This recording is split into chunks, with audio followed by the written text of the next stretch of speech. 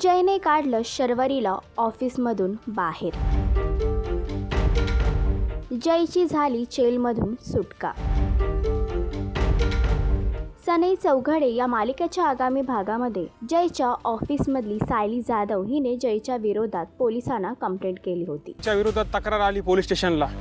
त्यामुळे पोलिसांनी जयला अटक केली. तर शर्वरीने जयला जेलमधून सोडवण्याचा प्रयत्न केला. बेल मिळेल ना त्यांना?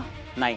आणि अखेर तिच्या प्रयत्नांना यश आलं. पण मात्र जय ऑफिसमध्ये आल्यानंतर त्याने एक अनाउन्समेंट केली की माझ्यासोबत जे काही झालं त्यामुळे मी आता माझ्या ऑफिसमध्ये एकही फिमेल स्टाफला ठेवणार नाही. म्हणून आज ह्या क्षणी सगळ्या फिमेल स्टाफला कामावरून काढून टाकतोय. आणि सगळ्या फिमेल स्टाफ सोबत शर्वरीला देखील ऑफिसमधून बाहेर काढलं गेलं.